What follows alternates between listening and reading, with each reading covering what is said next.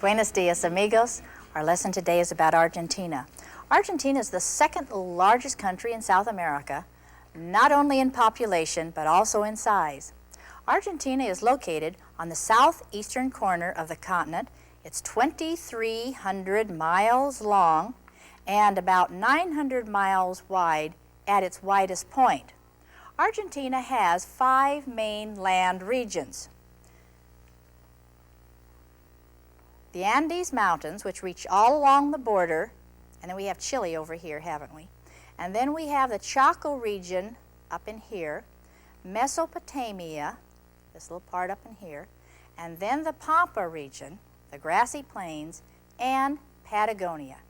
Let's start with the Andes Mountains of Argentina.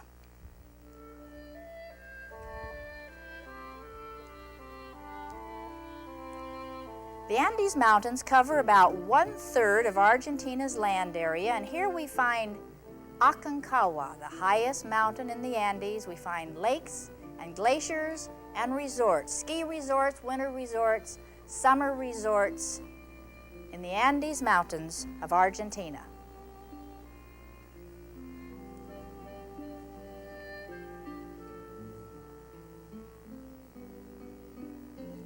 Argentina's second land region is the Chaco region. The Chaco is lowland plains with small trees, shrubs, patches of grass, and here the soil is poor.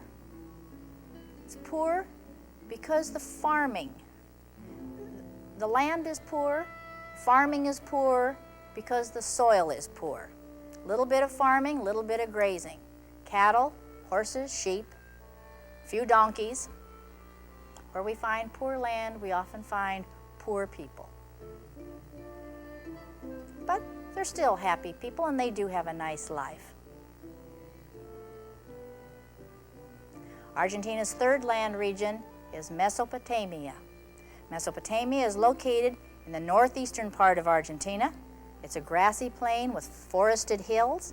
And in the most northern part, up there in that little corner that I showed you, we find rivers and lakes and beautiful forest with some animals.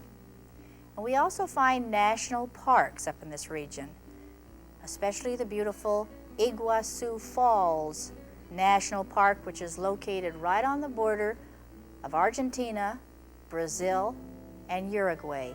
Iguazu Falls.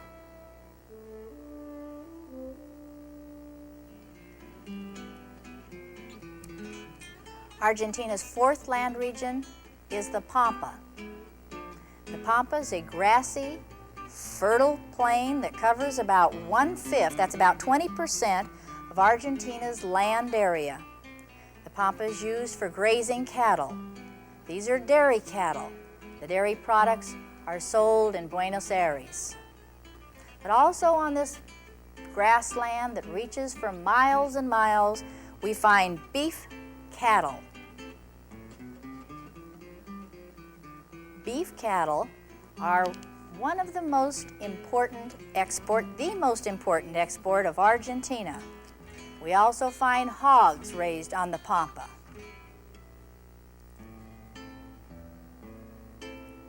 And sheep. Sheep used for their skin, their meat, and their wool.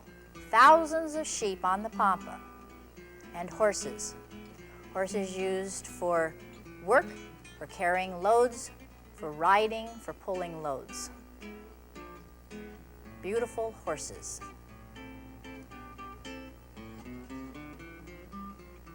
And who takes care of most of these animals? The gauchos, the cowboys of Argentina. This is a typical house on the Pampa, a little ranch house, and they're usually surrounded by trees, eucalyptus trees, to break the wind because the wind does blow. And this is a family that I met that lived in that little house. There's a lot of farming in this area too because the soil is really rich. It's very, very rich, and they grow wheat, rye, alfalfa, and corn. They have a lot of farm machinery, modern equipment. Windmills are used to pump water for irrigation for many of the farmlands. Good use of energy.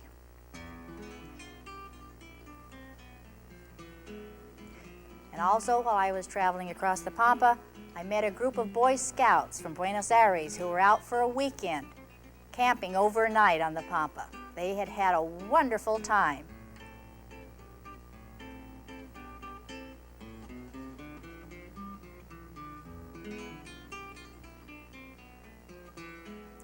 Argentina's fifth land region is Patagonia.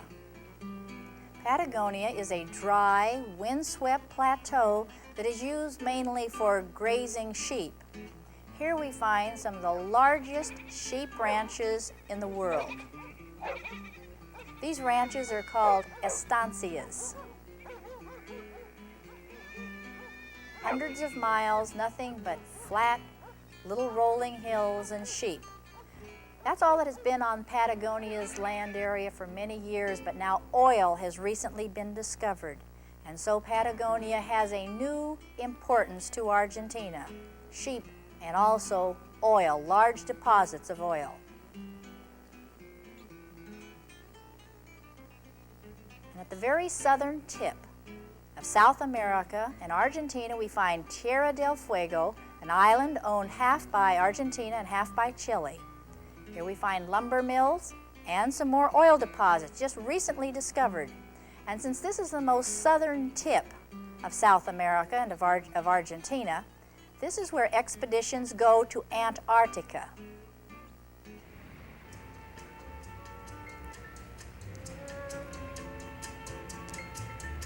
Argentina's largest city and capital is Buenos Aires. Buenos Aires is a Spanish name which means good air. Buenos Aires is a major South American seaport, but it's not located on the ocean. It's located on the Rio de la Plata, the River of Silver, 125 miles away from the sea. Buenos Aires and its surrounding suburbs has a population of nearly 10 million people. And it's sometimes called the Paris of South America because it's just a beautiful city, and it has fountains and statues and parks and shops and lovely buildings, wide boulevards.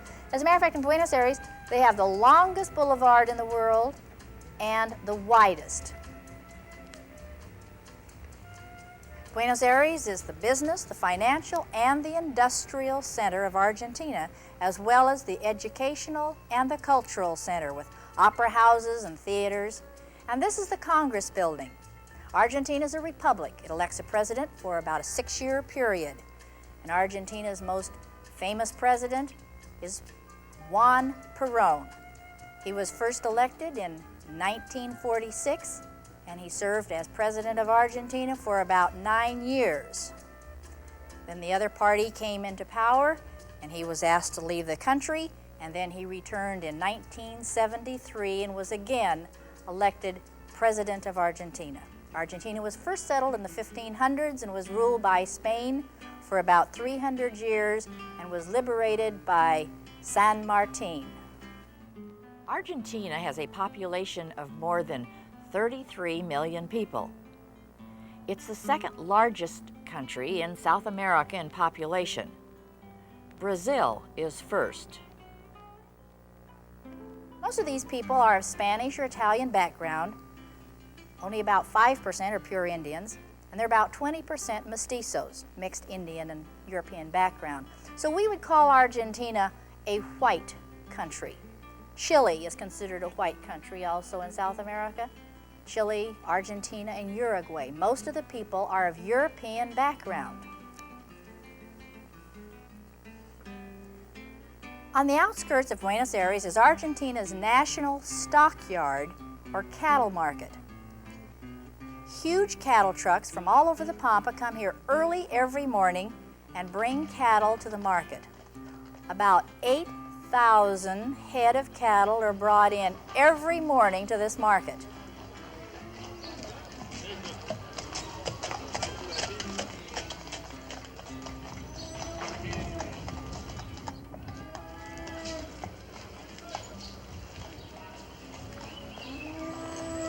The gauchos unload the cattle from the trucks and put them into pens. Then the buyers, the people who want to buy the cattle for meat, look them over. They are classified, put in these different pens by their weight, by their grade. If they're grade A, grade B, if they're really healthy and fat, or are they kind of scrawny.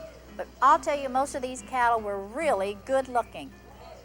This man was stamping numbers with paint onto the animals when they were auctioned off. That's the number of the owner who just bought those cattle. These men are walking with the auctioneer and buying cattle.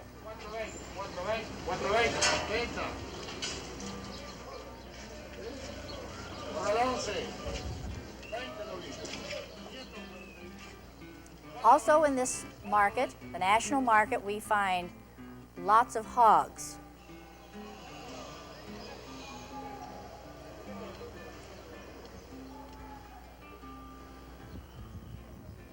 Beef and beef products are Argentina's most important industry. The meat that they export goes all over the world, but the people of Argentina eat a lot of beef too. They eat huge steaks for breakfast, lunch, and dinner. I've never seen anyone eat as much meat as the Argentine people. As a matter of fact, they were eating so much, they now have what they call meatless weeks. The first 2 weeks of every month, they're beefless. They cannot eat beef. They can eat lamb or pork or fish or chicken, but not beef, because pretty soon the people were eating most of their beef and they had nothing to export. But when they do have the 2 weeks that they can eat the beef, they really eat huge steaks. The packing houses in Buenos Aires, most of them are located near the port, because here the meat is packed in very, very clean meat packing houses. The men wear white uniforms, white caps, and they're just spotless. The meat is packed and then shipped all over the world. Most of Argentina's meat goes to England, to Germany, and to Italy, the European countries. Argentina also exports rice, wheat, and sugar. I have here something that the gauchos and the people of Argentina, Uruguay, and Paraguay like to use to drink. It's a little gourd. It has a silver tip on it, and also has a silver straw. The straw has a little strainer so that the leaves, the little herbs of the mate, it's called mate tea, so that the leaves do not come up the straw, that you get only the flavor and the tea part, and that's used like this. They drink it through this silver straw, and almost all the gauchos, and I was even on an airplane, and I was invited up with the pilot, and he was drinking his mate out of a little container like this. Another thing that the gauchos use, that I brought back to show you, is this boladeros. It's 3 rocks, 2 large ones and a small one, and it's used to kind of like a lasso. It has the weight, and then they toss it out, and it goes around and trips the animal, and then he can catch the animal. But sometimes the animals were injured, so they don't use these as much as they did. They're using mainly lassos now. This is for cattle, and then they also have a smaller one that they use for birds. They have a bird called a rhea that looks very much like an ostrich, and they use these smaller boladeros to catch those. Well, we've talked just a little bit about Argentina today. I hope you've enjoyed our lesson. Until next time, adios, amigos.